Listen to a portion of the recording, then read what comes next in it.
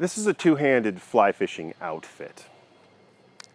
A fly rod is an amplifier as it relates to moving fly line. And that's true whether it's a single-handed rod, it's also true if it's a two-handed rod. It flexes and stores energy, and then it transfers the energy into the weighted line that carries your leader and fly. It's really that simple. If you're going to chase steelhead, especially on the swing, I'm going to highly recommend you explore using a two-handed rod. Sometimes it'll be referred to as a Spey rod. We just call it a two-handed rod to keep it simple.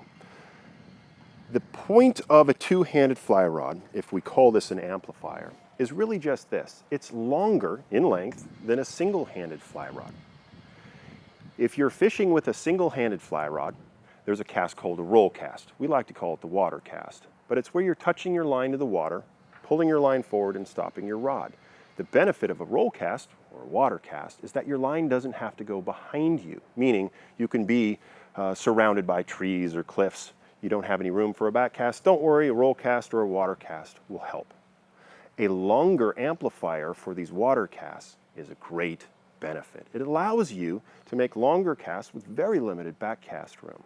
That's why two-handed fly rods are great for steelheading, because commonly you'll be on these beautiful steelhead rivers and you'll have redwoods and growth all along the banks, limiting your back cast room. That's why we use these two-handers.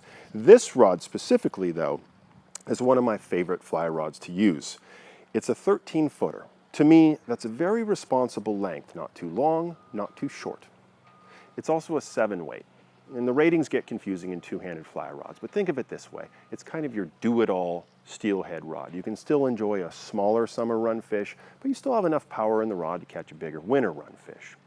Well, no fly rod will catch you a fish alone. You need a line system for that.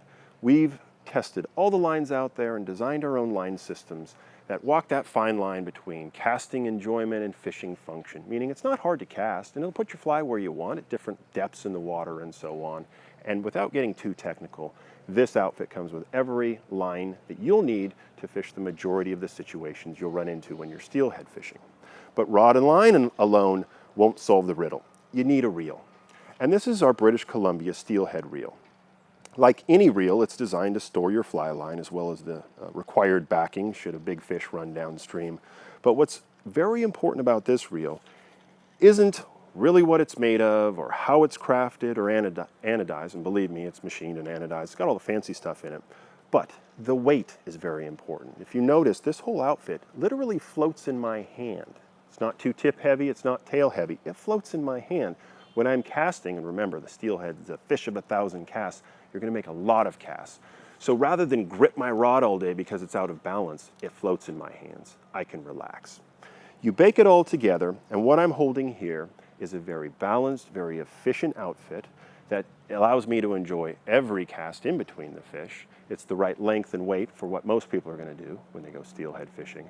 And of a fish of 1,000 casts, when you start to cast an outfit like this, you might actually hope it's a fish of 2,000 casts.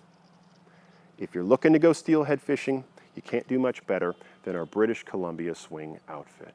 Get out there and go steelhead fishing.